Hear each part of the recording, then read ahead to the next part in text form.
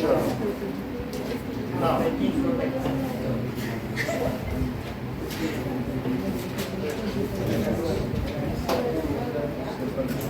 Now, three types of simple tissues are three types में वो ले रही है of simple tissues are। वैसे तो सिंपल टिश्यू के दो डिवीजन है, सपोर्टिव और साथ में प्रोटेक्टिव, लेकिन वो सपोर्टिव को ही ज़्यादा डोमिनेट करवा रही है, ठीक है कि नहीं।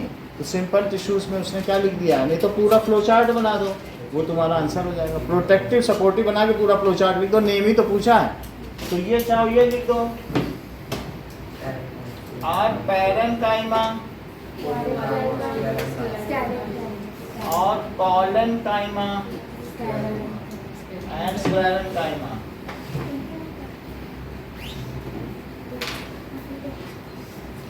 Second question, what is the apical, where is the apical meristem found? So yes, on the root tips of shoot. अभी बताते हैं कहाँ पाया जाता है। Roots So and it shoots. is found in shoot and root tip। ये कहाँ पाया जाएगा? It is found in shoot tip and root tip। जिसे टिप की जगह एपेक्स लिखना हो तो एपेक्स भी लिख सकता है। एपेक्स का मतलब शीर्ष, उसके शीर्ष पे पाया जाएगा।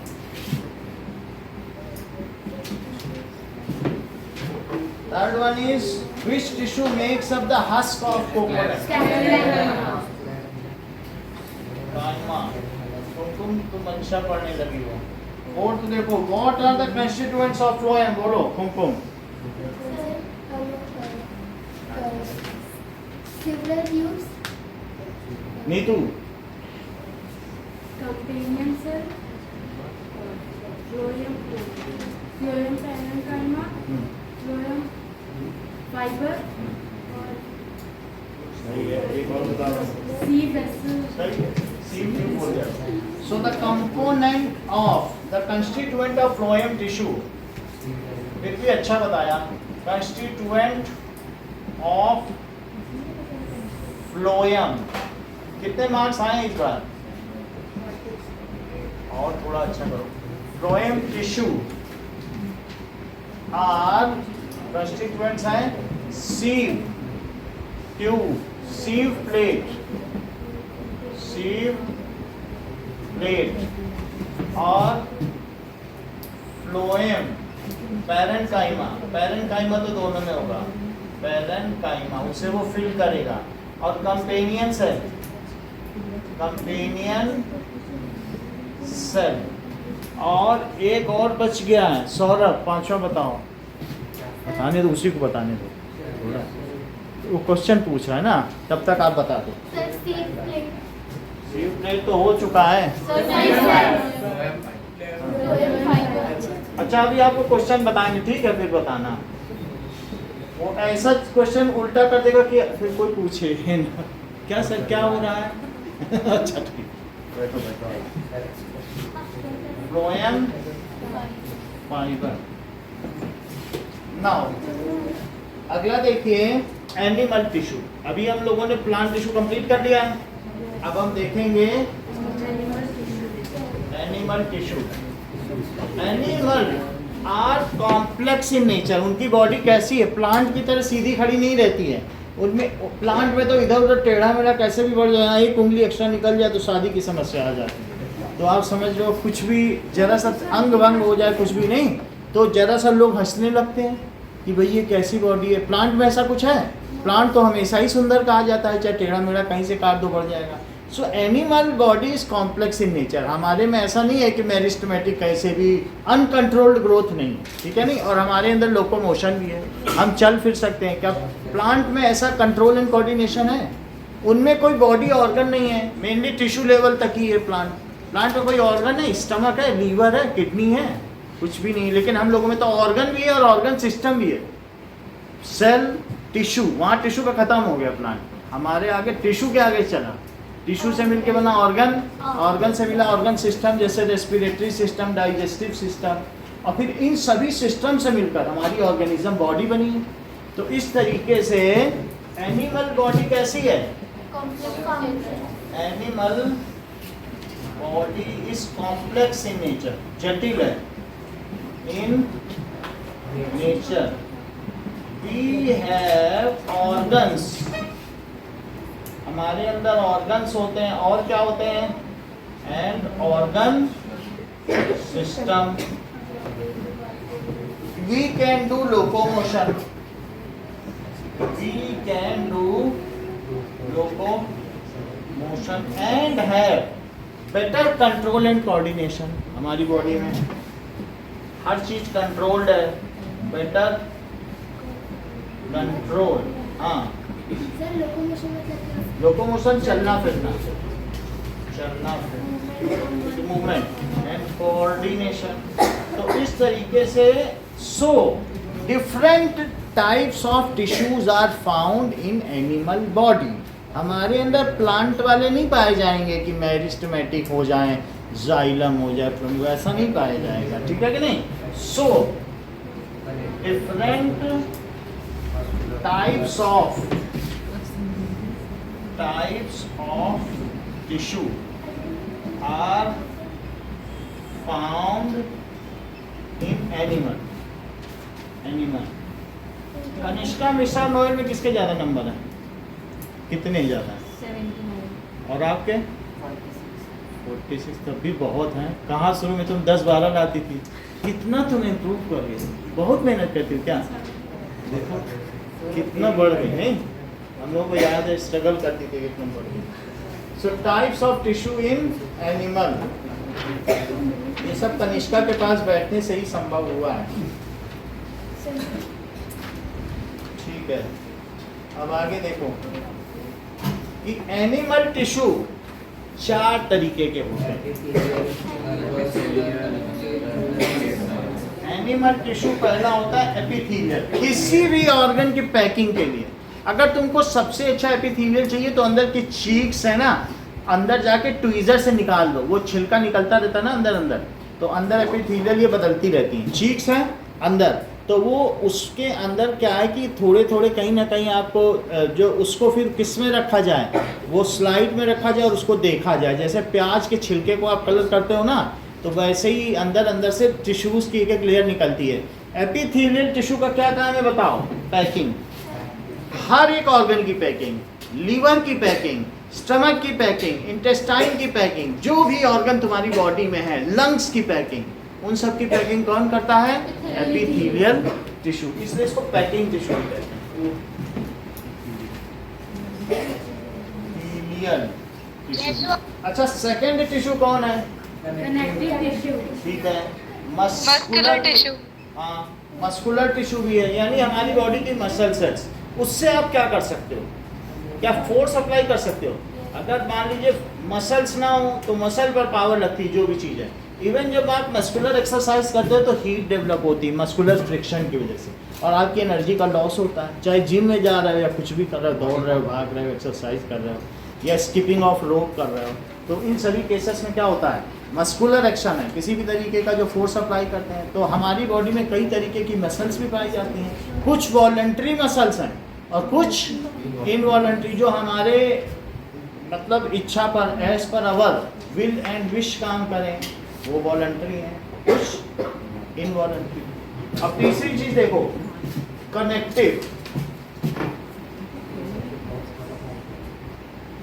जो पूरी बॉडी को एक बना के रखे। या आप देखो ब्लड क्या कनेक्टिव टिश्यू है? पूरी बॉडी में यहाँ से वहाँ सर्कुलेशन कर रहा है, तो ब्लड क्या चीज है?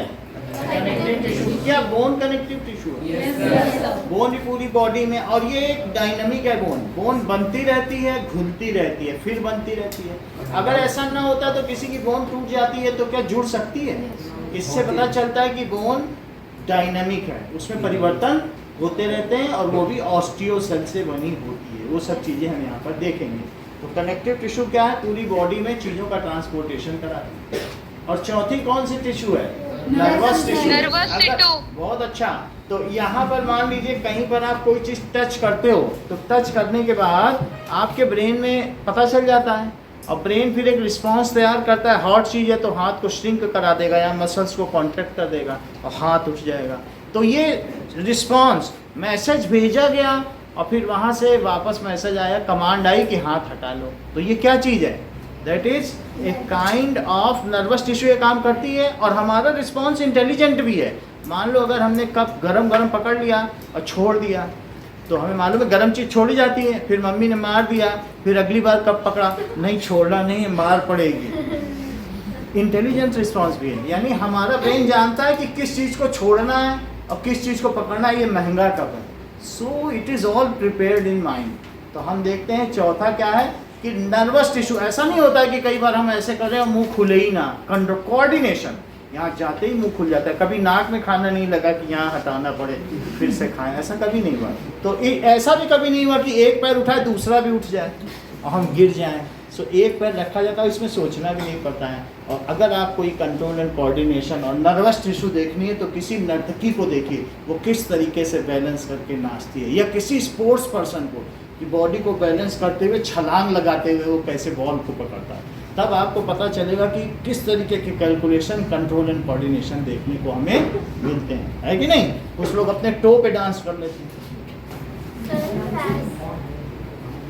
ये देखो, ये उन्होंने बोल भी दिया कि हम उनके फैन हैं। मतलब हर चीज़ जो ऐसे लोग हैं उनके बारे में बता भी नहीं। अच्छा, नर्वस टिश्यू तो 4 तरीके के टिश्यू हैं। नोएल चारों के नाम बताओ।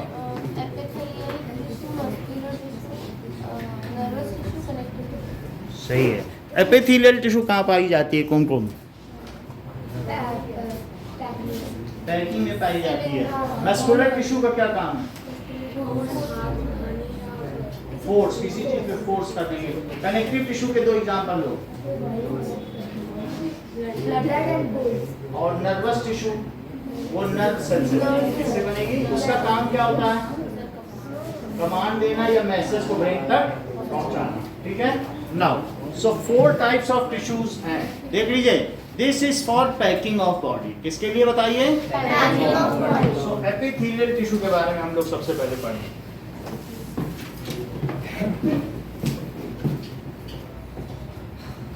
चलो, ये आपके दिखाई पड़ा।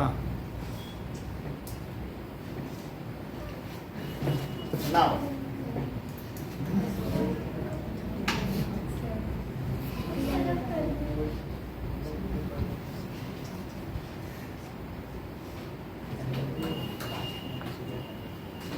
ओके, नाउ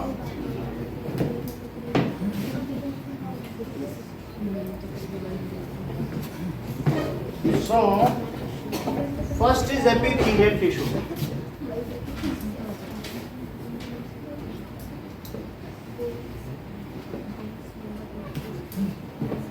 Epithelial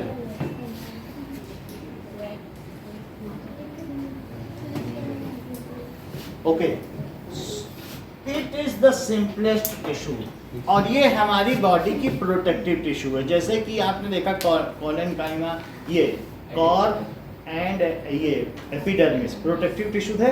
वैसे हमारी बॉडी में ये टिश्यू कौन सी होगी जो बाहर है? ये एपिथेलियल है।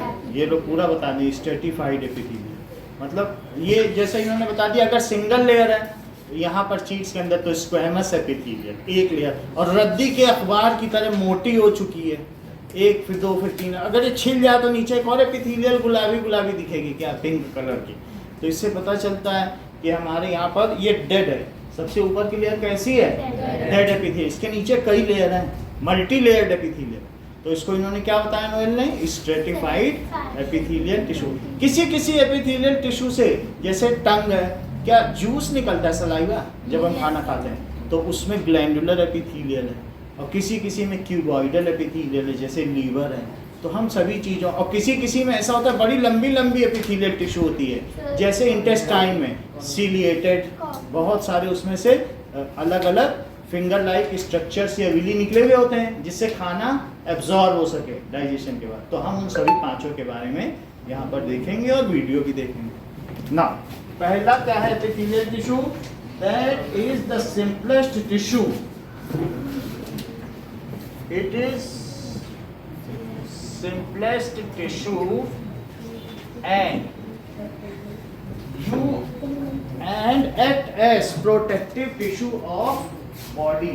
ठीक है, देखो ये सब राज है इनके, पूरा लिखते जा रहे हो कि नहीं? कमजोर होने का राज है. आप लोग सीखो नहीं तो फिर तेज हो जाओगे. It is the simplest tissue. एक कल मिला था हमको, वो 10th में था. वो कॉपी हमने कहा दिखाओ, तो वो कॉपी 7वें से वही कॉपी चला रहा है और 10वें में आ गया. तो थोड़ा 7वें का भी दिखा, थोड़ा ऐसे ही ये लोग हैं. ऐसे कैसे कम, बहुत यत्न करना पड़ता है क्योंकि दिमाग तो आजकल सबका तेज है. कमजोर होने के लिए बहुत मेहनत लगती है. नहीं भी लिखना है, कुछ नहीं लिखना है, पेन चलना चाहता है, रुक, हाथ देखो पकड़े अपने दूसरे हाथ से. कमजोर बनना है. So it is a very bold step to be weaker.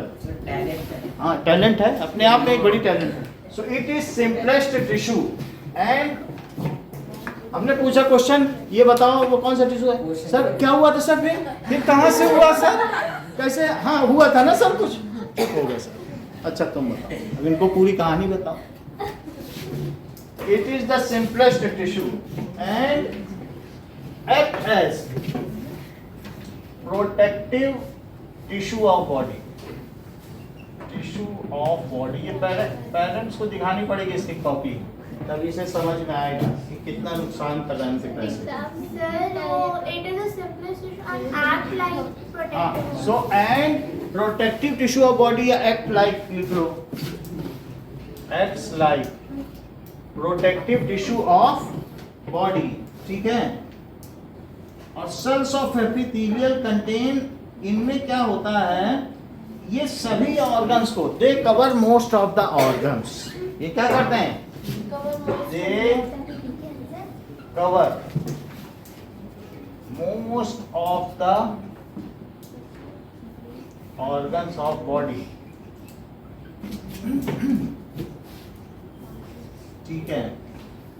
It is a barrier to keep different organ separate. ये किडनी को लीवर से सेपरेट करेगा, किडनी की अलग पैकिंग करेगा और लीवर की अलग, स्टमक की अलग और लंग्स की अलग. तो सबको अलग अलग कर रहा है कि नहीं? It separates different organs of body. So जब सबकी अलग अलग इसने पैकिंग कर दी तो सब अलग अलग नहीं हो गए. So it separates different organs of body.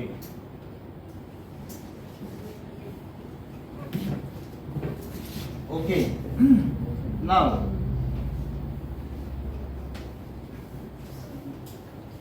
अब जरा देखिए, जो एपिथेलियल टिश्यू हैं ये कहाँ कहाँ पाए जाते हैं, इनकी location.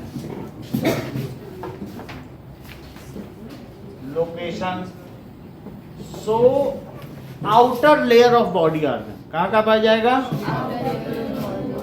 Outer layer of body organ. Inner cheeks, inner lining of cheek जानते हो?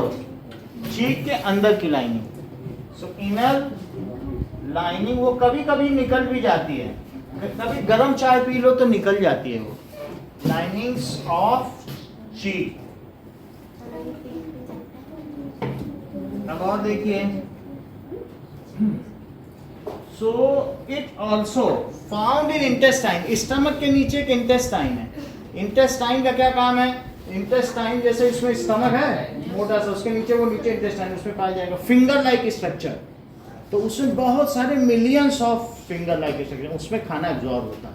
दूसरे साइड में ब्लड है और हाँ वो भी हम आगे बताएंगे आपको विद फिगर. ठीक है. अभी तो मैं बता रहा हूँ कहाँ कहाँ पाया जाएगा. इंटेस्टाइन के अंदर पाया जाएगा. ठीक है. इंटेस्टाइन जानते हो कि टोटल हमारा माउथ से नीचे तक जितनी ये पूरी आहार नाल है वो 9.5 मीटर लंबी है और 6 मीटर की तो इंटेस्टाइन ही है जो बीच में आप देख रहे हो.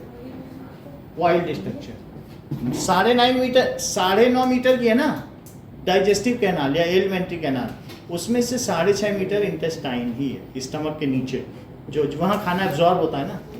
तो कहाँ पे पाया जाएगा बताओ? दैट इज इनर, वो इंटेस्टाइन में पाया जाएगा, लीवर में पाई जाएगी, इंटेस्टाइन, लीवर में पाई जाएगी। ये सारी जगह है इनके पाए जाने की। ओके, और क्या आपको ये मालूम है कि ये आपके टंग में भी पाई जा सकती है? टंग में कुछ ना कुछ सलाइवा निकालती है। और कभी कभी हमारे स्किन के नीचे स्वेट ग्लैंड्स है। स्वेट ग्लैंड्स का काम क्या है बताओ? कि पसीना निकालना। तो इसमें स्किन में भी पाई जा सकती है। और स्किन में ये जो पूरी लेयर है, ये पूरी स्किन की लेयर है, तो ये पूरी एपिथेलियल टिश्यू है। उसका मैट्रिक्स दिखाया जा रहा है जो कि कोलेजन का बना हुआ है। कोलेजन एक प्रोटीन होता है, तो उसके बारे में हम लिख देंगे epithelial tissue is made of collagen protein. ठीक है, ये हेयर है और इस तरीके से, और यहाँ पर कई तरीके का है। तो अभी हम जब देखेंगे तो अलग अलग के बारे में देखेंगे, वहाँ ये सब देखेंगे। अभी लोकेशन देख रहे हैं, टंग में पाई जाएगी। और साथ में ऐसा भी हो सकता है कि जो हमारी बॉडी से स्वेट ग्लैंड्स, तो स्किन के नीचे स्वेट ग्लैंड्स है क्या, उससे कभी कभी ऑयली चीज भी निकलती है। स्वेट ग्लैंड्स में भी पाई जा सकती है। ओके, तो इसका बहुत सारा काम होता है। माउथ में भी पाई जा सकती है।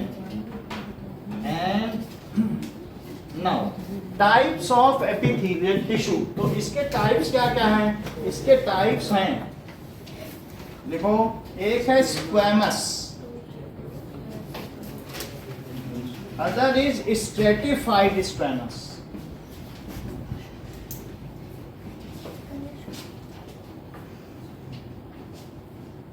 और तीसरी चीज है कॉलमनर। तो कॉलमनर भी है, और चौथी है glandular.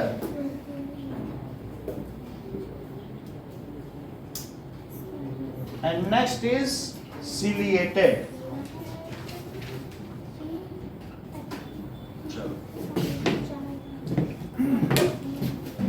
Okay, now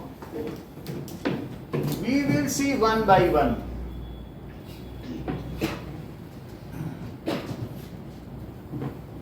Now Saurabh, जो एपिथेलियल टिश्यू है वो किस प्रोटीन की बनी होती है? बोलो। देखो कितनी प्रयास करना पड़ा है कमजोर होने के लिए, बुद्धि को भी समझाना पड़ रहा है। मत याद कर, बोले बोले वन, ऐसे कुछ सोच रहा होगा उल्टा पुल्टा, कि मतलब माइंड ना बताए नहीं, ये प्रिटेंड टू बी वीकर, ऐसा बहाना बना रहा है कि वीक है। नाउ आगे देखिए, स्क्वैमस एपिथेलियल टिश्यू।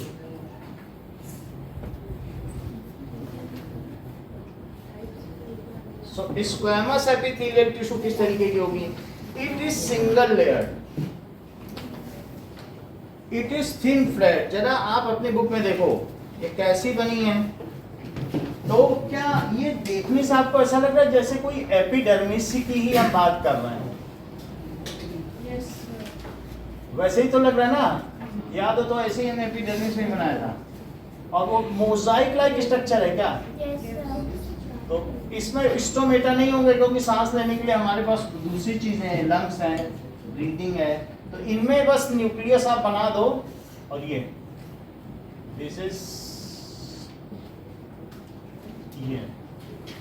सो स्क्वैमस बुक में भी बना हुआ है। स्क्वैमस किस तरीके से है? Thin flat irregular shaped cell.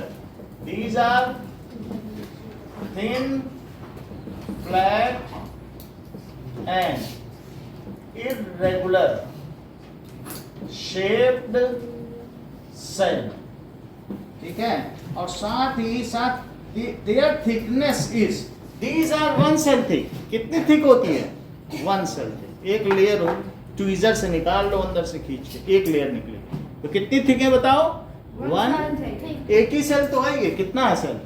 One cell thick. ठीक है, so these are one cell thick having mosaic like structure. Having, उनसे फिर ये इम्परमेएबल है, कुछ इससे जा नहीं सकता। जैसे छत पे टाइल पड़ी रहती है ना, मोजाइक, छोटी छोटी टुकड़ी तोड़ तोड़ के नहीं बिछा देते हैं, तो वही मोजाइक होता है कि नहीं। तो it is having Mosaic like structure. अब देखिए, तो या पेवमेंट होता है, कहीं पर आप देखोगे फुटपाथ पे चलोगे तो पेवमेंट भी होता है, तो इस तरीके से होता है। ये कहाँ कहाँ पाई जाती हैं? सो it is found in lining of mouth, it is found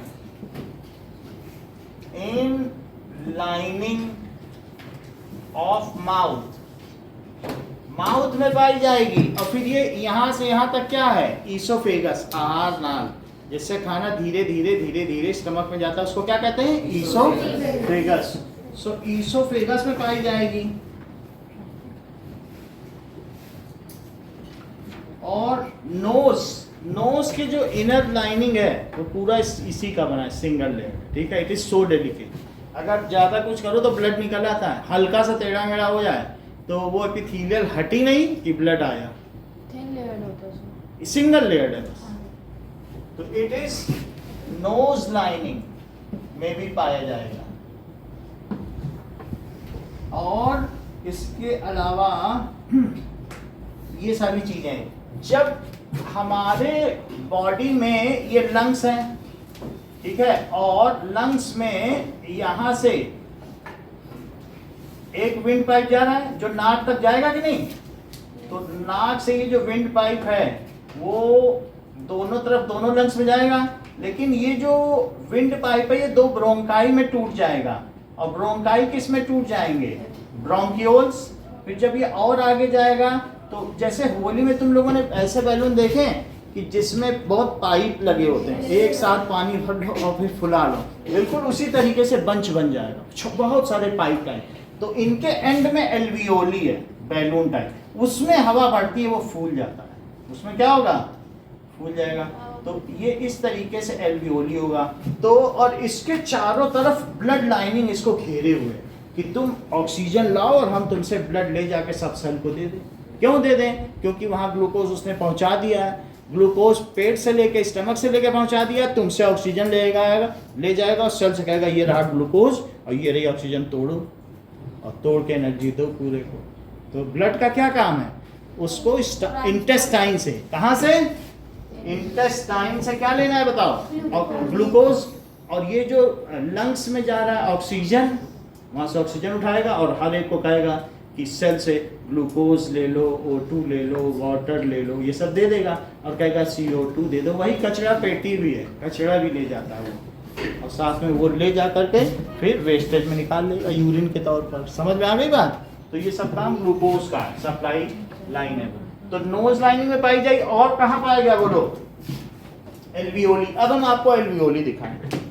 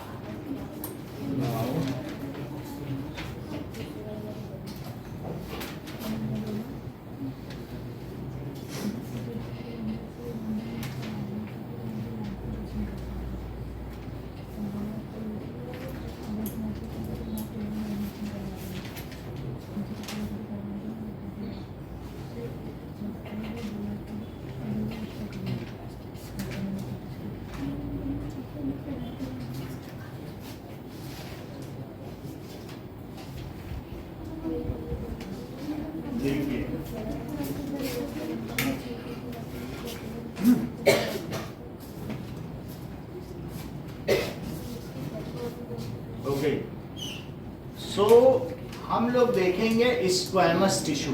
सबसे पहले स्क्वैमस एपिथेलियल टिश्यू,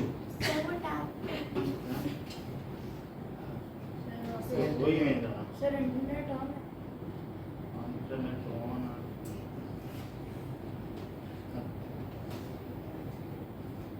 इस वाईफाई भी ऑन है। यस सर, वाईफाई वाईफाई के बिना नहीं चल रहा है।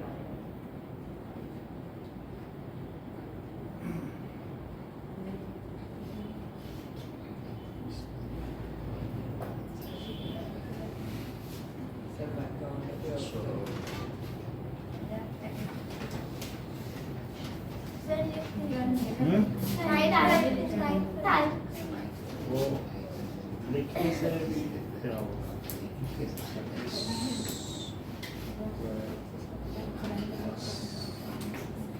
नो डाटा, डाटा ही नहीं है इसमें,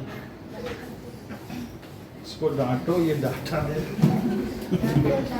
चलो ठीक है, अभी तुमको कनेक्ट करते हैं देविका फिर से।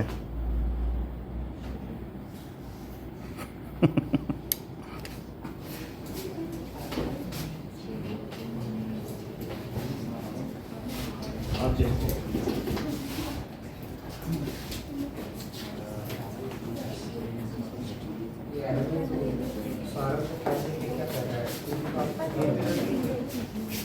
यही सौरभ को खराब करना है।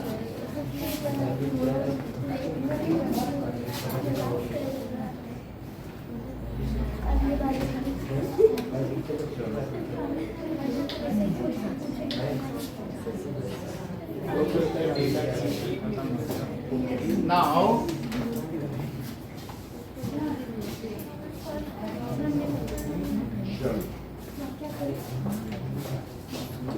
let us see squamous epithelial tissue. Here is information from Byju's. Squamous epithelial tissue. चलो According to तो अब हम Byju's, इसमें simple देखें squamous epithelium is a single thin layer of flattened cells with irregular boundaries. They line the walls of blood vessels and air sacs of lungs. Also, they involve in physiological processes like osmosis and diffusion. Now, अलग अलग तरीके के tissue हैं, सो इसको देखें, इसमें सारे tissue हैं। सो यहाँ पर देखो, स्क्वैमस आपको दिख गया, तो स्क्वैमस है, अगर क्यूबॉइडल है तो क्या क्यूब के शेप में होगा? फिर नीचे देखो, कॉलमनर है तो कॉलम टाइप होगा क्या? तो कॉलमनर को हम लोग सिलिएटेड एक ही माना गया है, तो एक ही लिखेंगे, 4 ही करेंगे। और मान लो अगर जो तुमने शुरू में देखा था स्क्वैमस, उसकी बहुत सारी गड्डी हो जाए, जैसे हमारी स्किन है ना, तो एक लेयर फिर दूसरी लेयर, छोटा बच्चा होगा उसका हाथ पैर कितना कोमल होता है, लेकिन बड़े होते होते उसके ऊपर लेयर पे लेयर जमती चली जाती है, नहीं हो जाता है, ओल्ड लेयर छूटती नहीं है और नई नीचे बनती चली गई। तो ये हमारी स्किन है जो स्ट्रेटिफाइड स्क्वैमस। ये क्या है? स्किन एक कुशनिंग का भी काम करती है, कहीं पे लग जाए तो सीधा बोन पे नहीं लगती है, ये थोड़ा कुशन टाइप है, तो कुशनिंग भी है। तो इस तरीके से हमारी बॉडी में ये तरह तरीके के, आप ये देखिए कौन कौन से टिश्यू पाए जाते हैं। So let us see them. ये देखो यहाँ पर ये दिखाया गया है, तो यहाँ आपको क्या दिख रहा है कि एक स्क्वैमस हो गया, और जरा अब और देखें इस चीज को, तो तीसरे नंबर का देखो, तीसरे नंबर का, तो इसमें क्या पता चल रहा है कि अगर इसमें कुछ जूस भरा हुआ है तो क्या वो जूस सेक्रीट कर सकता है, ग्लैंडुलर। तो let us see it after visiting it. So इसको देखें,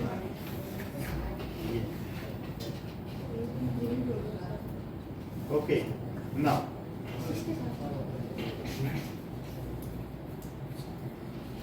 ये देखो, तो आप ये तीसरे वाले को देखो तो क्या है इसमें, तो कुछ ना कुछ इसमें ग्लैंड्स है और इसमें कुछ जूस है, हार्मोन है, एंजाइम भरा हुआ है, तो वो कुछ ना कुछ सेक्रीट करता है। क्या ऐसे ही हमारे टंग में भी है जो ग्लैंड्स हैं, ग्लैंड से कुछ ना कुछ सेक्रीट होगा ना, जूस भी हो, सलाइवा हो सकता है, या हार्मोन भी सेक्रीट हो सकता है। ये हार्मोन्स क्या होते हैं? ये हमारे अंदर जेंडर पैदा करते हैं, लड़के को लड़का बनाएंगे और लड़की को लड़की, एक्सटर्नल फीचर डेवलप करते हैं। हमारे दोनों हाथों का साइज एक रखते हैं, जितना जैसा होना चाहिए। अगर हार्मोन किसी में बढ़ जाए तो वो जायंट हो जाए, और किसी में घट जाए तो वो डॉर्फ हो जाए।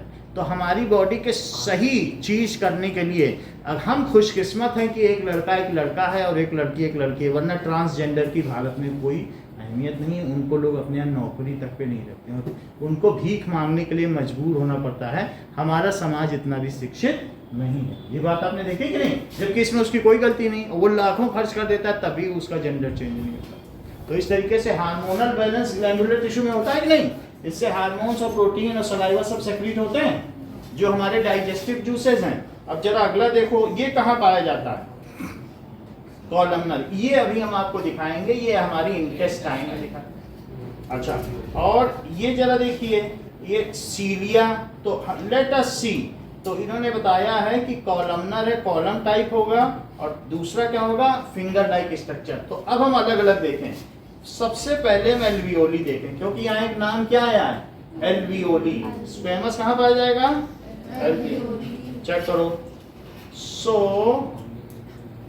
एल्वियोली स्ट्रक्चर, तो According to Physiopedia, they are thin, squamous, and flat epithelial lining cells that इस form the तरीके का structure जो of the स्ट्रक्चर होगा, alveoli.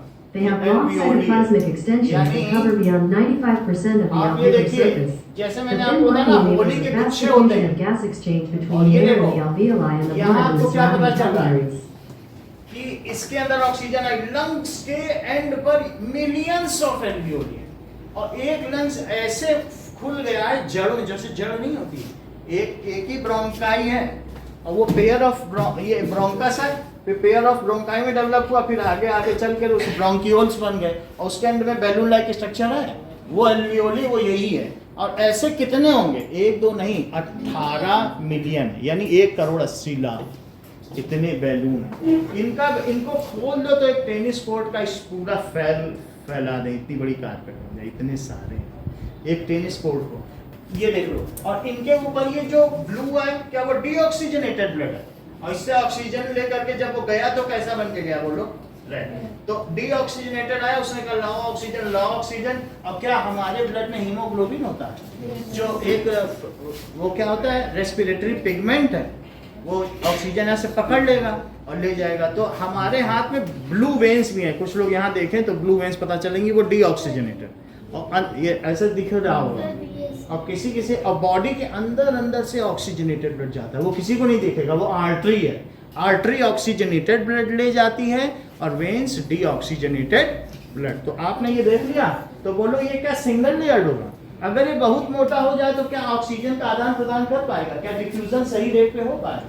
तो इसलिए यहाँ पर टिश्यू कैसा होना चाहिए, सिंगल लेयर। समझ में आ गई बात? तो इसलिए तीसरी चीज क्या बताई, दिस इज, ये जो चीज है क्या, ये एल्वियोली है, समझ में आ गई? तो इट इज नोज लाइनिंग, और कहाँ पाया जाता है, एल्वियोली में पाया जाता है। ओके, अलग अलग चीजें आपको देखनी पड़ेंगी। Let us see it. So,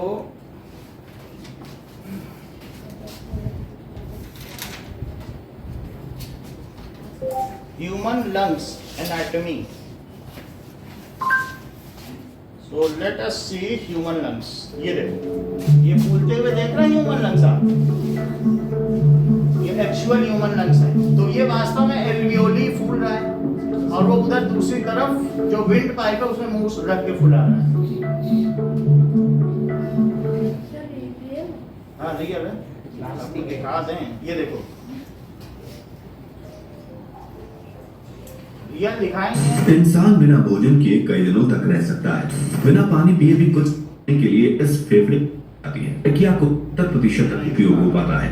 American lung association की सर्वे के अनुसार एक साधारण इंसान 1 मिनट में, जैसे आपको इंसान का दिखाया, दिखाते हैं cow lungs anatomy.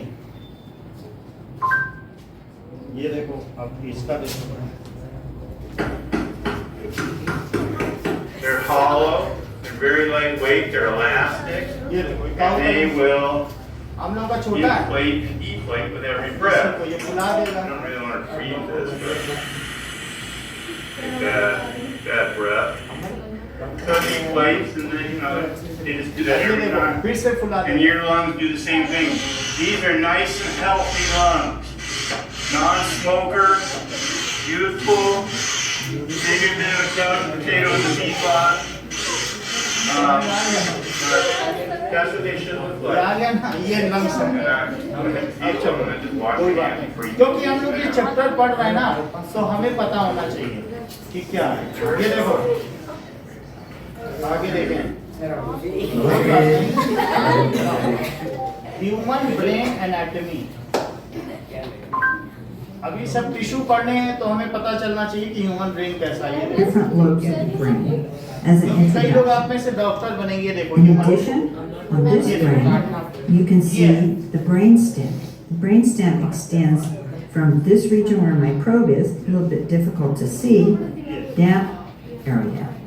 And when we इस study तरीके से consequences of cerebral stroke, you'll see that some strokes वो can कुछ knock लोग नहीं out करते कि one हमें भेजा area, फ्राई देना, यानी माइंड को फ्राई करवा के खाते हैं, using कहते हैं भेजा फ्राई देना। intelligible speech, while other areas leading to hearing perfectly fine, but not understanding what they're hearing, and other lesions or damaging strokes अब that नेक्स्ट देखो involve all of alveoli, this एक area. थोड़ा थोड़ा देख लो, लेकिन याद रखिए सब कि अभी हम बताएंगे फिर तब नहीं कहना कि नहीं है।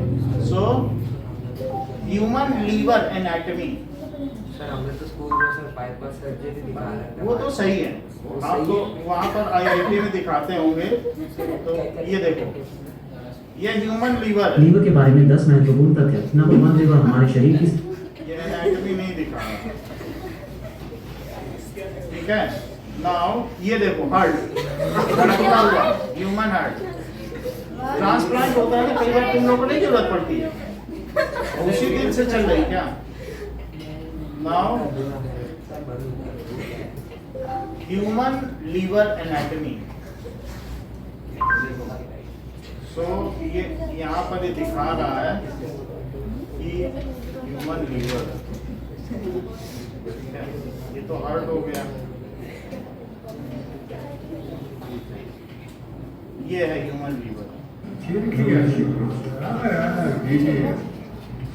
छोटा जो भी हो, लेकिन इस तरीके से होगा, ठीक है। वहाँ लीवर का फिगर कहाँ बना है वो देखो, इसके 42 वर्ड्स हैं, सबको मालूम है ना। कितने काम है? 42 वर्ड्स। अगर लीवर खराब है तो इंसान ज्यादा जिंदा नहीं रह सकता है, ठीक है। ह्यूमन लीवर सबसे important organ of the body.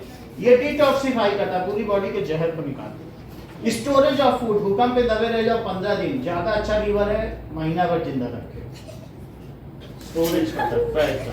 ये देख लो। नाउ अब देखो एल्वियोली, एल्वियोली इसको भी देख लेना चाहिए कि हमारे एल्वियोली का स्ट्रक्चर किस तरीके से है। ये देखो, फिर हम आगे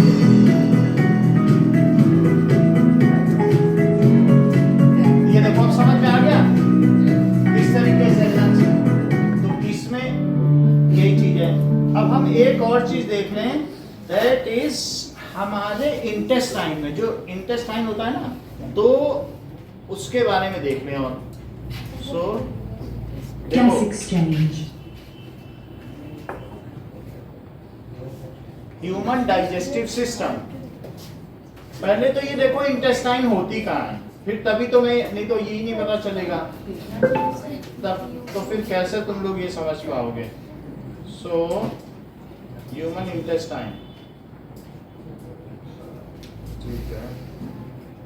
ह्यूमन इंटेस्टाइन 3D डायग्राम। तो ये देखो, ये जो इंटेस्टाइन है इस तरीके से होगा, ये देखो इस तरीके से, ये दिख रहा है। ये जो बीच में है स्मॉल इंटेस्टाइन, इसमें खाना एब्जॉर्ब होता है, और लार्ज इंटेस्टाइन में क्या होगा? वाटर। तो उसके ऊपर स्टमक देख रहे हो क्या? आपको इसमें कहीं लीवर भी दिखाई पड़ रहा है? तो लीवर कहाँ पर है? वो सबसे ऊपर, उसके नीचे जे शेप में स्टमक है। समझ में आ गई बात? ये देख लो, यहाँ पर इंटेस्टाइन आपने देख लिया। अब हम इस इंटेस्टाइन के अंदर देखेंगे, बोलो कौन सा एपिथेलियल टिश्यू होगा? करेक्ट। ये जैसा इन्होंने बताया सिलिएटेड, सबसे पहले भाई इन्होंने बताया, इनको सम्मान मिले। तो अब हम लोग देखेंगे कि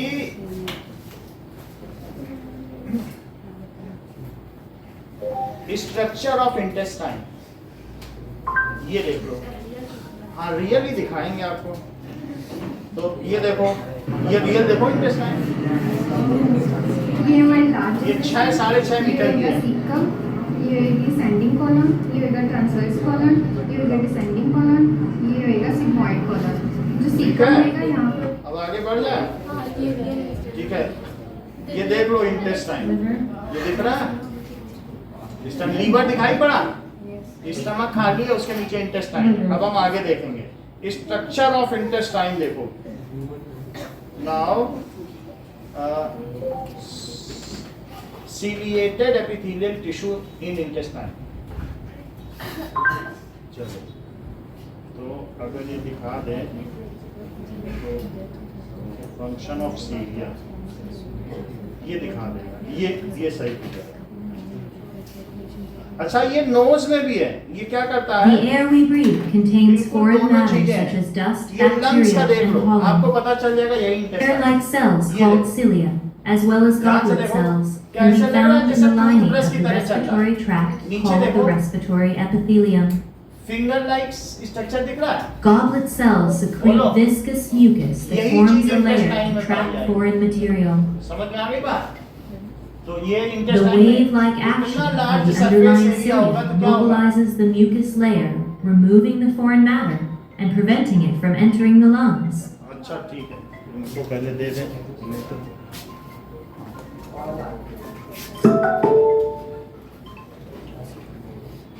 हेलो, इतनी बात हो गई, अब हम आगे बढ़े। आपको सब चीज़ों के बारे में पता चल गया। एक और चीज़ बता दें, ग्लैंडुलर है ना एपिथेलियल टिश्यू, वो और देख लो। अगर दिखाएगा ग्लैंडुलर एपिथेलियल टिश्यू है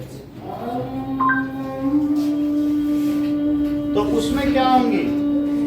ग्लैंड्स होंगी और उसमें कोई ना कोई जूस सेक्रेट होता होगा। एपिथेलियल टिश्यू ये देखो।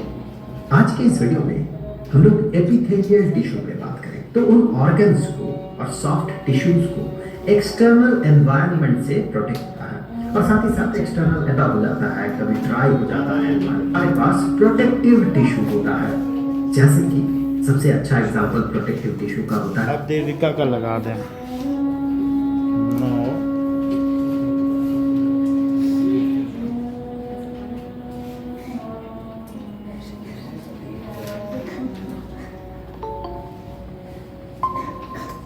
चलिए हम वीडियो भेज देंगे आपके पास देविका। दूसरा फ़ोन आज मुझे लगता है उसमें नेट नहीं था। चलो ओके। तो थोड़ा थोड़ा आइडिया लगा ना आपको कि सभी तरीके के ऑर्गन क्या होते हैं। अब हम टिश्यू में देखें तो स्क्वैमस कहाँ कहाँ पाया जाता है? बोलो, उधर मत देखो।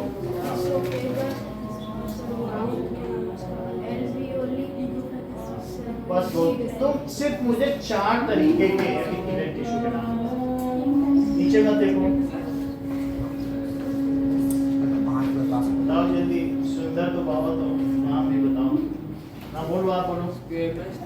Stratified, cuboidal, columnar, ciliated। चलो इतनी बात हो गई। अब हम लोग देखेंगे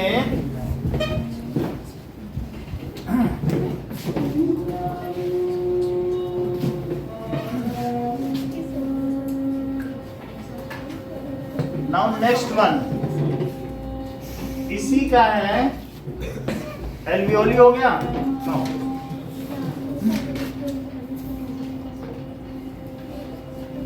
एपिथेलियल टिश्यू आपको पता चल चुका है और ये टंग में भी पाया जाता है। सामने लिखा है क्या? टंग में भी होगा, लेकिन अभी हम स्क्वैमस के बारे में देख रहे हैं। तो स्ट्रेटिफाइड स्क्वैमस,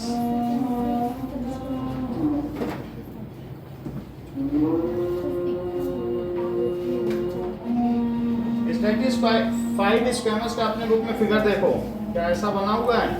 क्या ऊपर वाले सेल में तुम्हें न्यूक्लियस नजर आता है कि नहीं नजर आता है? बोलो। देखो चंदन कितना अच्छा क्लियरली बताते हैं कि ऊपर वाले में नहीं दिख रहा है। ये हर चीज जानते हैं। अब ये देखो, ये रद्दी के अखबार की तरह का समझो पाइल्ड अप है। बहुत सारी लाइनिंग है, नीचे की सब लाइव है और ऊपर की कैसी होगी? डेड। ये डेड है, ठीक है, इम्परमेबल, इसमें कोई न्यूक्लियस नहीं है, ठीक है। अब जरा देखो नीचे ऐसे बना दो तो, और सब में एक एक न्यूक्लियस टिका दो, ईंट जैसा स्ट्रक्चर बना देना।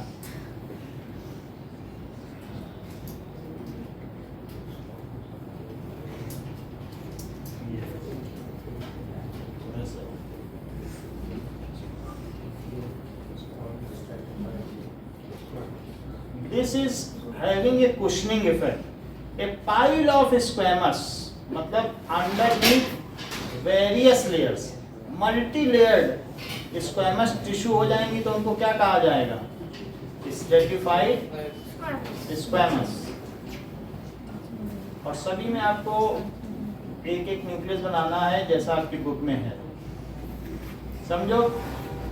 रद्दी का भाग जो बहुत पुराना हो वो सबसे ऊपर और नीचे नए नए, नीचे नए बनेंगे ना, ऊपर थोड़ी ना नए बनेंगे, नीचे नए नए बनते जाएंगे।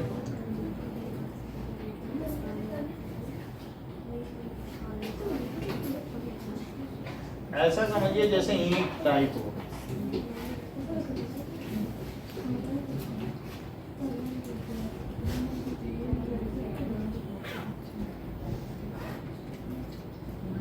ऐसा। अब ये देखिए, सो इन सभी में आपको क्या बना देना है? Nucleus. These are uninucleated, multi-layered tissue which act as cushion and it is used for packing of body. ये packing of organ के काम में नहीं आते हैं, ये किसके काम में आते हैं? बॉडी की पैकिंग है। ये देखो सब में हमने यूनिन्यूक्लिएटेड बना दिया है, जो बच जाए उनमें भी बना देना।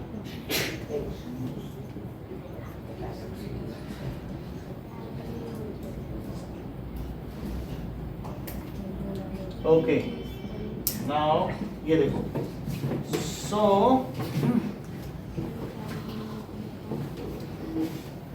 Right down, so it is found in skin and cover the external dry surface of skin.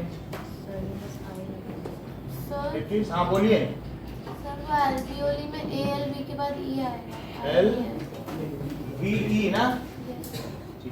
It is found in skin and multi-layered, and it is multi-layered। तो multi-layered होता है, outer most जो layer है, it is made of dead cell, while the inner layers are live। So outermost और outermost layer जो होती है वो dry भी होती है। कैसी होगी? और उसमें से केराटिन प्रोटीन निकल रहा है, बाल निकल रहा है, वो हमारे प्रोटेक्शन के लिए। हम लोगों में नहीं है, लेकिन जो लोग कपड़े नहीं पहनते, बंदर हो गया, चिंपैंजी हो गया, तो उनको हीट से प्रोटेक्शन चाहिए। उनको किससे प्रोटेक्शन चाहिए? तो अब जैसे हम लोगों में भी जो आदि मानुष होते होंगे उनके बाल होते होंगे कि नहीं? फिर हम लोगों ने धीरे धीरे जब सर्दियाँ आई तो कोट पहनने शुरू कर दिए, तो बाल की जरूरत नहीं रही। वरना और जो दूसरे हैं मैमल्स, उन सभी में बाल पाए जाते हैं, बंदर में सब में पाए जाते हैं कि नहीं? भालू में पाए जाते हैं। तो आउटर मोस्ट लेयर कैसी होगी?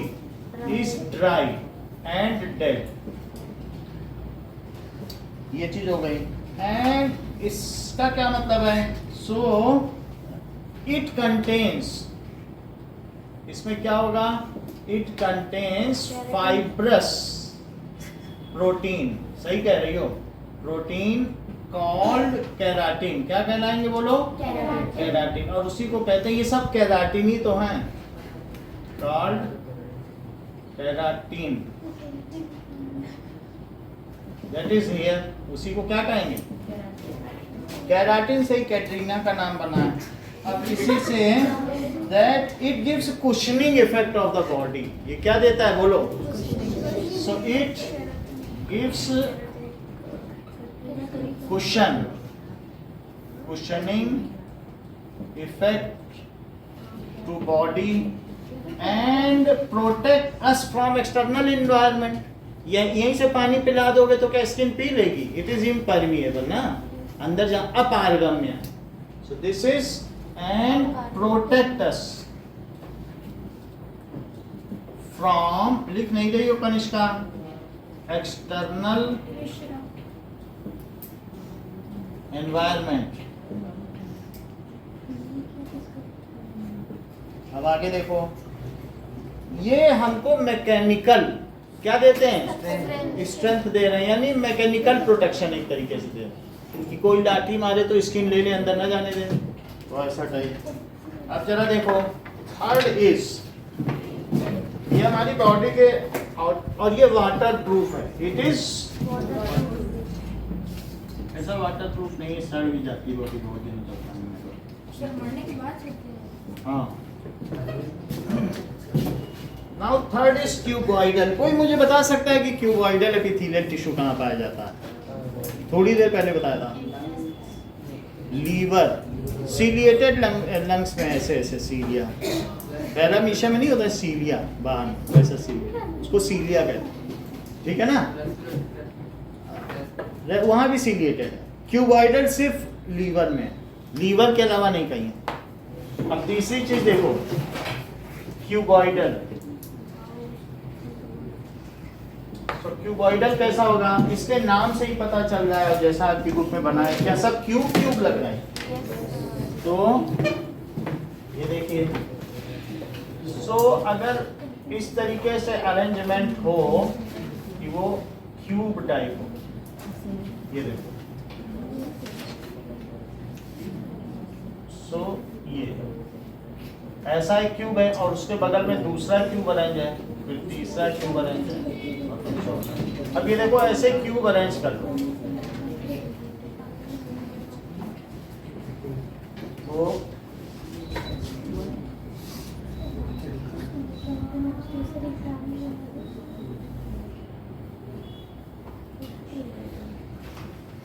तो ये क्यूबॉइडल लग रहा है। Yes, sir. अब इसी में जो सेल्स, जो न्यूक्लियस है वो क्या बेसल है कि सेंट्रल है? मतलब न्यूक्लियस बेस में है कि सेंट्रल में? ऐसा तो मुझे लग नहीं रहा, सेंट्रल पाया जाता है। Because ये animal cell है। नहीं, सीलिएटेड में बेसल होंगे, अब इसमें सेंट्रल है, सही है? और भी होंगे। अब वो पीछे न्यूक्लियस कहाँ बना सकते हो? बना लो, ये तो इधर वाले में दिखा दिए, अभी बीच में है तो नहीं दिखाए जा सकते, नहीं? तो इसलिए what is the cuboidal epithelial tissue? देखो, it has cube like cells which, ठीक है, and it is found in kidney. It has cube like cell, और कभी कभी इसमें ग्लैंडुलर भी आ जाएगा, मतलब इसमें एक ग्लैंड्स बन जाएगी, तो वहां पर कुछ जूस भी होगा, ऐसा होगा कि नहीं? ग्लैंड्स, और वो सेक्रीट किया जाएगा, ऐसा भी हो सकता है। उसको ग्लास में लेके अपना पी लो, जूस नहीं होते हैं। तो इट ये अगर मान लो एक ग्लैंड है, तो ग्लैंड से क्या होगा कि कुछ ना कुछ जूस हो। जैसे अगर हम कुछ भी हड्डी या कुछ दिखाएं तो हमारा जो चीकू है, कुत्ता है, उसके मुंह से टप टप टप टप लार टपकती है। कुत्ते की लार अगर देखनी है तो ऐसे जैसे पानी गिर रहा हो, ऐसे टपकाता है। तो डिसिप्लिन है, खा तो नहीं सकता जब तक नहीं देंगे, लेकिन फिर भी लार टपकना तो हम लोगों में, हम सब भी समाज के हैं, फिर भी मुंह में तो आ ही जाती है। तो that is tube like cell. मान लो घर में तुम्हारी मम्मी रोटी बना रही है तो तुम लोगों की लार टपकती होगी रोटी देखकर, तो it has tube like cell. अब जरा देखो, एंड फाउंड इट किडनी।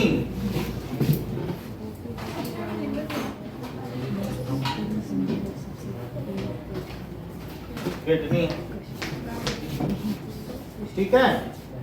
अब सेलिवरी ग्लैंड्स में भी पाई जाएगी, यानी अल्टीमेटली इट में हैव ग्लैंड्स। इस तरीके से साथ में ये हमारे टंग में भी पाई जाएगी, एंड टंग। और अगर यहां पाई गई तो फिर इसमें क्या होगा बताओ? Sometimes it is also glandular because it contains glands with some juices. Digestive juices हो सकते हैं कि नहीं? Sometimes it में, और कहीं कहीं तो जैसे हमारे स्टमक में ग्लैंड की भरपूर है, वो पूरा जूस ही उड़ेल देता है खाने को बचाने के लिए, तो पूरा ग्लैंडुलर ही बोल दिया, बोल तुम पूरे ग्लैंडुलर हो, बोला जाता है कि नहीं स्टमक को? तो that is some time it may be glandular. तो फिर इसका क्या नाम हो जाएगा? Then it is called glandular cuboidal epithelial tissue। मतलब ग्लैंडुलर है लेकिन क्यूबॉइडल सेल के। और भी दूसरों में भी ग्लैंडुलर होंगे, वो हम आगे देखेंगे। कॉलम में भी ग्लैंडुलर हो सकता है, ठीक है। तो अब ग्लैंड्स किस तरीके से होंगे? अगर इस तरीके से ग्लैंड होगा, समझ में आया? इसको कहेंगे ग्लैंड। नेक्स्ट इज, इसका काम क्या है?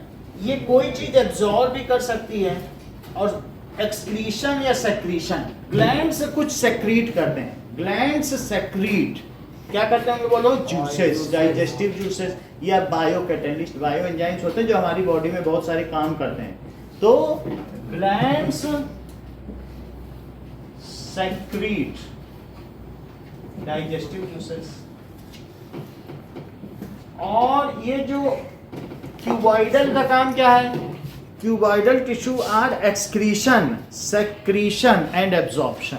जहां जहां भी होगी, क्या हमने आपको बताया है कि किडनी में टॉक्सिक सब्सटेंस एब्जॉर्ब कर लिए जाते हैं। किडनी में फैट है, फैट हमको 15 दिन तक जिंदा रख सकता है। किडनी में, जैसे आपको मालूम है कि आलू में स्टार्च है, आलू खा लो तो 1-2 दिन रह सकते हो, तो हमारे अंदर किडनी में ग्लाइकोजन है, खूब खाना इकट्ठा है। Kidney is the store house of the, हम जो खाना 10 दिन 15 दिन तक रखा रहे ना, तो वो किडनी में ही है। जो छठ में 3-3 दिन तक लोग नहीं खाते हैं, समझो किडनी ही उनको बचा रहा है। तो it is secrete digestive juices, cuboidal tissue sir, ये किस किस काम में आती है? एब्जॉर्प्शन, कुछ चीज एब्जॉर्ब कर लो, जैसे किडनी में हमारी बॉडी का टॉक्सिन, जहर एब्जॉर्ब कर लिया गया, और सेक्रीशन एंड एक्सक्रीशन, कोई चीज निकालना हो बाहर से, ये है एक्सक्रीशन। क्या यहाँ से स्वेट ग्लैंड्स हैं? Sweat glands are excretion. और कुछ है सेक्रीशन, ये सेक्रीशन है। सेक्रीशन बॉडी के अंदर होता है, जो यूजफुल है तो सेक्रीशन, और जो बाहर से बाहर विसर्जित कर दिया जाए तो क्या? एक्सक्रीशन। समझ में आया? तो sweat glands are excretory cuboidal tissue. और इसी तरीके से जो लीवर है वो क्या करेगी? एब्सॉर्ब करेगी, है ना?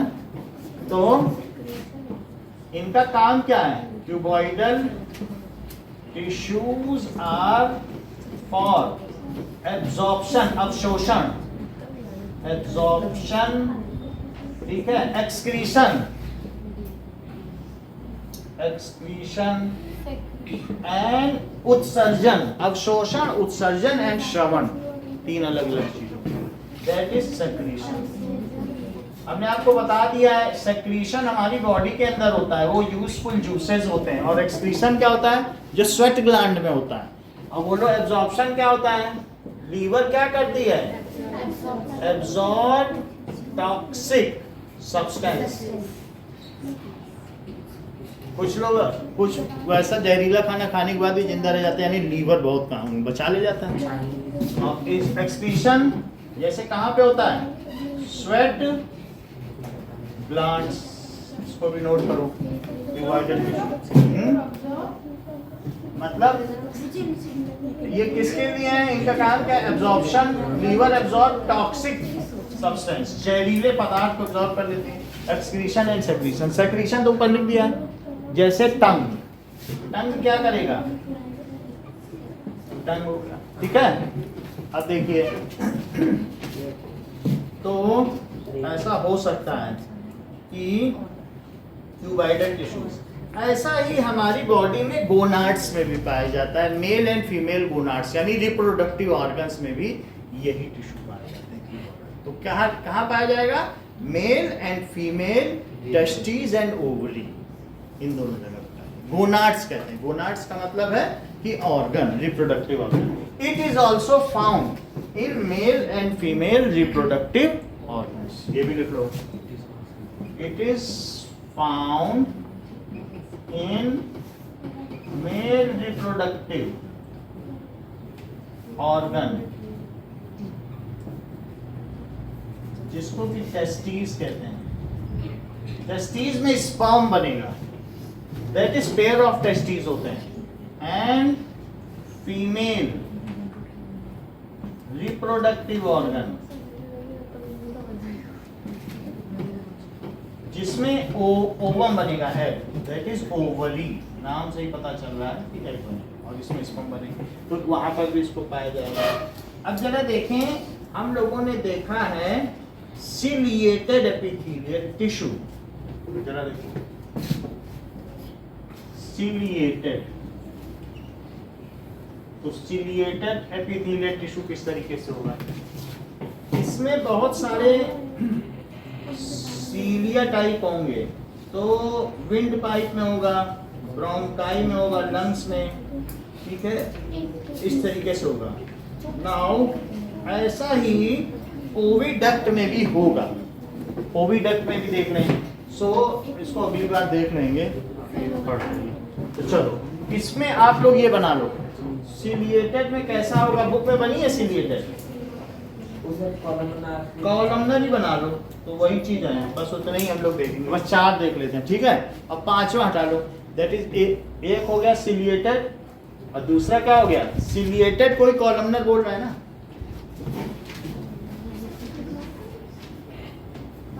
कॉलमनर का मतलब जो कॉलम टाइप हो या सीलिया टाइप हो। तो बोलो कैसे बनाओगे इसको, ये देखो ऐसे फिंगर लाइक स्ट्रक्चर बहुत सारे बना दो और सब अलग अलग हैं, और इनमें बेसल बना देना, न्यूक्लियस, ये ठीक कह रही हैं, यानी बेसन से बनाई, इससे बना कर, तो न्यूक्लियस इसमें कहाँ पे हुआ, बेसल, ये देखो सेंट्रल ना बनाना, बेसन से बना देना, ये सही है। ये बहुत सारे अभी नहीं दिखाए थे आपको, बेसन, अब वो रिचार्ज कर तो फिर कल दिखाएंगे, मतलब वो नहीं ऐसे ऐसे हिल डुल रहे थे, तो वो क्या करते हैं, सीलिया तुम्हारे बार बार नाक निकलती रहती है, अगर डस्ट में जाओगे तो वो जितना भी डस्ट ट्रैप है उसको बाहर फेंकती है, नहीं तो एक भी चला जाए तो अस्थमा हो जाए। तो इस तरीके से क्या एक भी पार्टिकल को अंदर जाने देता है नस, पूरी जिंदगी सफाई करता रहता है, बाहर ही फेंकता रहता है। हम लोग नाक धोते रहते हैं, फिर डस्ट जाती है, फिर धोते हैं, तो क्या करता है बताओ, it does not allow anything. सिर्फ नोज हेयर ही नहीं है, वहाँ सीलिया भी है, सीलिया यही काम कर रहा है, बाहर फेंकता है डस्ट म्यूकस के साथ। म्यूकस क्या है, लसलसा पदार्थ, जो कभी कभी नोज रनिंग होती है तो म्यूकस के साथ उसको बाहर फेंक देता है कि नहीं। हमारी बॉडी में स्टमक में भी म्यूकस है, पूरी बॉडी में एलिमेंट्री कैनाल में म्यूकस जरूर, एसिड से रक्षा करता है। तो सिलिएटेड की बनाओ, तब तक ये पानी फिल्टर इसको बनाइए फिगर।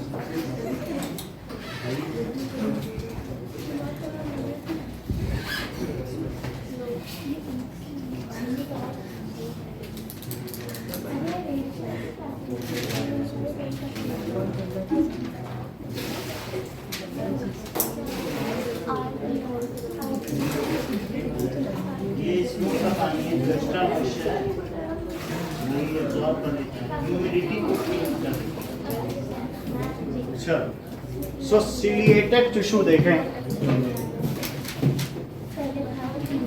ये कैसी होगी, these are columnar cell having a free border, ये आपस में अटैच्ड नहीं है, every different border but attached at base, base पे अटैच्ड है और ऊपर हिल डुल रही है, जैसे घास नहीं होती जमीन में अटैच और ऊपर हिलती डुलती। So these cells, these tissues have free cells, ये क्या होगा, free boundaries,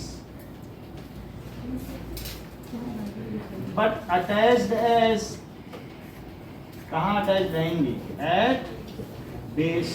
These have basal nucleus, इनका न्यूक्लियस सेंट्रल नहीं है, इनका बेस में है, इसलिए कैसा कहा जाएगा, these have बेसल न्यूक्लियस, ठीक है। और ओवा को जब ओवरी में से फिलोपियन ट्यूब में जाएगा ओवा, तो यहाँ पर इतनी मात्रा में है, बहुत अच्छा चित्र है, कल दिखाएंगे, हमारे उसमें बैलेंस ही नहीं है। ये देखो, ये ओवरी है, यहाँ एग होगा और एग से ये फेलोपियन ट्यूब इसको ऐसे पकड़ लेगी और पकड़ने के बाद इसके अंदर जब चलेगा तो मिलियंस ऑफ सीलिया वो उस ओवा को आगे बढ़ाते जाएंगे, आगे लुढ़काते तुम और जाओ। ओवा है बहुत बड़ा, जैसे एक पत्थर ना लुढ़क रहा हो घास पे, लुढ़काते आगे। बेसल न्यूक्लियस, बेस पे न्यूक्लियस है तो बोलो कहाँ कहाँ पाए जाएंगे। ये तो मैंने बताया कि फीमेल रिप्रोडक्टिव ऑर्गन है, तो ये बताओ ये ओवरी है तो ये क्या है, ओविडक्ट या फेलोपियन ट्यूब। तो फेलोपियन ट्यूब में ये पाया जाएगा। कहाँ पाया जाएगा और कहाँ पाया जाएगा? क्या इंटेस्टाइन में पाया जाएगा, वहाँ खाने को एब्जॉर्ब करेगा। क्या ये नोज लाइनिंग में पाया जाएगा, नेसल कैविटी में, क्योंकि वहाँ पे डस्ट को बाहर फेंकेगा। तो ये सारी चीजें लिखो, ये क्या क्या काम करता है।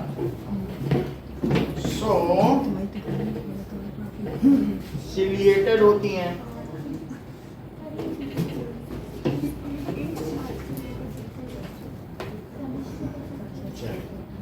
Now it is found in जैसा कि नोएल ने बताया ओविडक्ट, जिससे ओवम आगे बढ़ता हो, या उसे क्या कहते हैं फैलोपियन ट्यूब। फैलोपियन ट्यूब है। नाउ और दूसरी चीज कहाँ पाई जाएगी? नाउ विंड पाइप, यही है। तो लंग्स तक नहीं जाने देगा ना, बाहर फेंक देगा। यही विंड पाइप है जो ब्रोंकाई में डेवलप होगी और फिर उसके अंदर बहुत सारी ब्रांचेस। तो क्या लिखते हैं? Wind pipe and small intestine, ये भी लिखो, एंड स्मॉल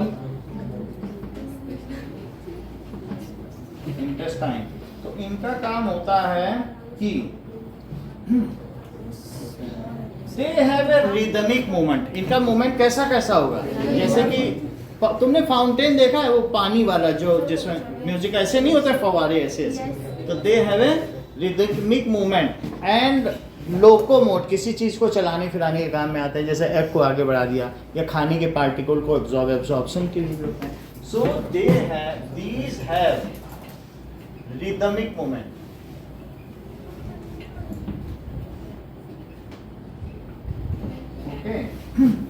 अच्छा, तो इतनी बात हो गई। अभी हम लोगों ने एपिथेलियल टिश्यू पढ़ लिया है। अब नेक्स्ट क्लास में जो दूसरे टिश्यूज हैं उनके बारे में, ट्रायंगल अभी कल पढ़ लेंगे पूरा। 7 क्वेश्चन बाकी हैं, 5 एक्सरसाइज के, 2 वो बाकी हैं। थ्योरम तो नहीं आएगी, स्ट्रेट करने आएगी बस। कौन सी आएगी?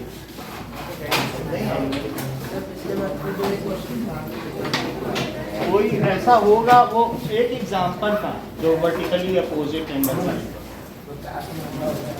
ऐसा नहीं आएगी कोई भी। अभी तक तो कोई ऐसे चलो, हाँ डायग्राम तो आएंगे, जो भी डायग्राम। Okay, thank you.